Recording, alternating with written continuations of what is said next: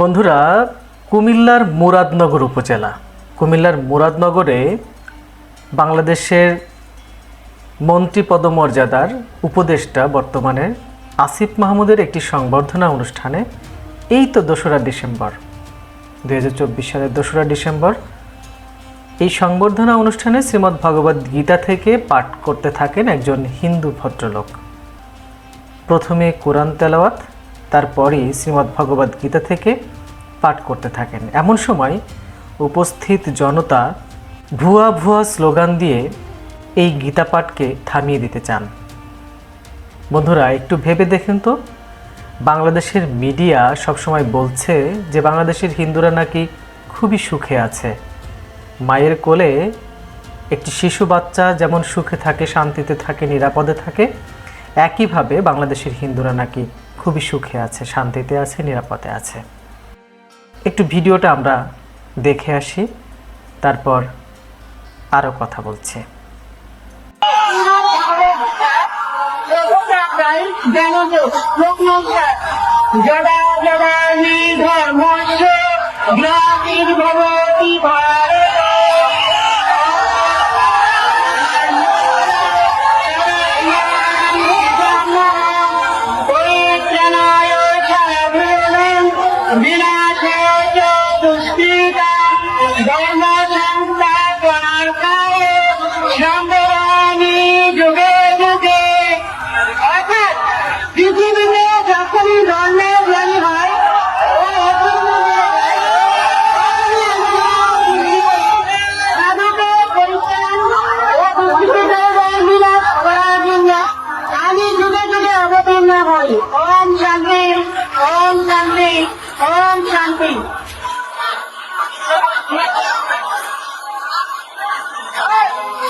একটু ভাবুন তো, কিভাবে সহাবস্থান হবে।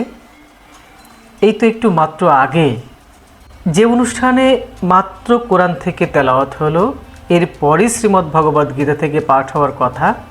যখন শ্রীমদ্ ভগবদ গীতা থেকে পাঠরত একজন ব্যক্তি, ঠিক তখনই দর্শক সারি থেকে হাজার হাজার মানুষ ভুয়া ভুয়া এভাবে স্লোগান দিতে থাকে।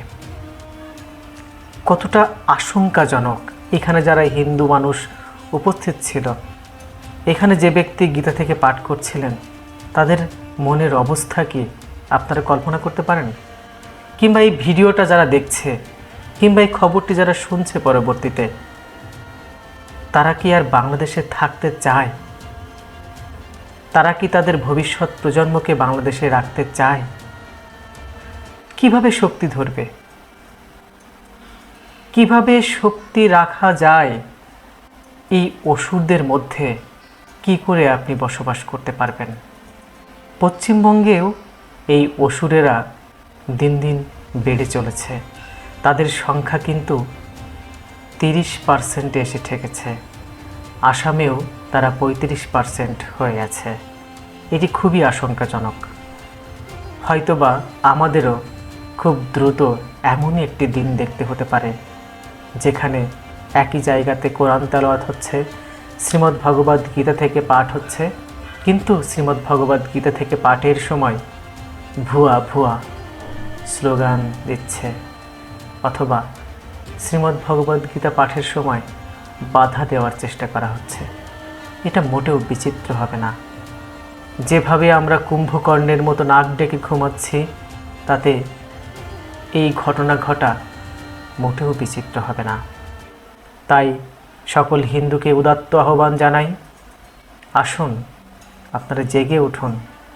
হিন্দুদের স্বার্থ রক্ষায়, হিন্দু সংঘ প্রতিষ্ঠায়, হিন্দুদের কল্যাণে আপনাদের জীবনকে উৎসর্গ করুন।